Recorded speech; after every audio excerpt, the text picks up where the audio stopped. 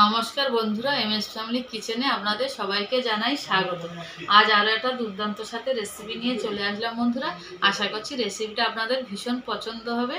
আজকে বানাবো শোল মাছের তেল ঝাল। এই শোল মাছের তেল ঝালটা বন্ধুরা আমি কেমন করে বানাই, ভিডিওটা আপনারা প্রথম থেকে লাস্ট পর্যন্ত দেখবেন। ভালো লাগলে শেয়ার, কমেন্ট, লাইক অবশ্যই করবেন। তাহলে চলুন বন্ধুরা, আমি কেমন করে শোল মাছের তেল ঝাল বানাই আপনাদেরকে দেখাই। শোল মাছের তেল ঝাল বানানোর জন্য আমি এখানে কিছুটা শোল মাছ নিয়েছি, এরকম ছোট বড় মিলিয়ে নিয়েছি। মাছটা ভালো করে লবণ হলুদ মাখিয়ে নেব। দিয়ে দেবো লবণ, হলুদ গুঁড়ো, অল্প পরিমাণে লঙ্কার গুঁড়ো। আর মাছগুলো ভালো করে মাখিয়ে নেব। ভালো করে সব মাখিয়ে নিয়েছি। কড়াইতে সর্ষের তেল দিয়েছি, তেলটা ভালো মতন গরম হয়ে গেছে। এবার আমি মাছগুলো একে একে সব দিয়ে ভেজে তুলে নেব।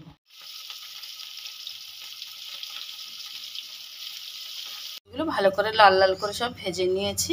ওই যে তেল কড়াই আছে ওই তেলেতেই রান্না করব। ফোড়নে দিয়ে দেবো কালো জিরে। ফোড়ন থেকে সুন্দর একটা গন্ধ বেরিয়ে গেছে। এবার বন্ধুরা আমি একটা বড় সাইজের পেঁয়াজ পেস্ট করে রেখেছি, দিয়ে দেবো পেঁয়াজ পেস্ট।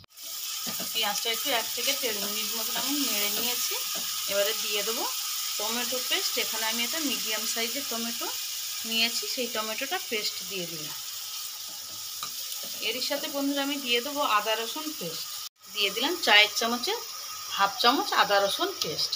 এবার আমি এই আদা রসুন টমেটো পেঁয়াজ ভালো করে 3 থেকে 4 মিনিট কষিয়ে নেবো, যতক্ষণ না কাঁচা গন্ধটা যায়।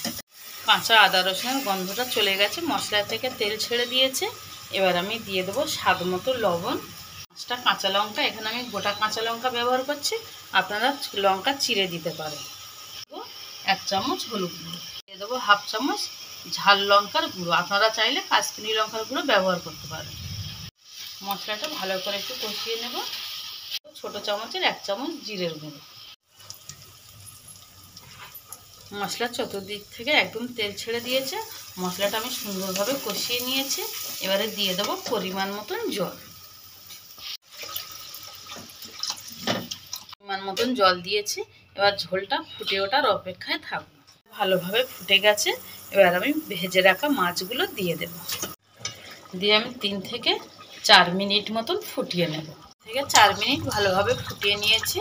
বন্ধুরা, শোল মাছের তেল ঝালের রেসিপিটা আপনাদের কেমন লাগলো আমাকে কমেন্ট বক্সে জানাবেন।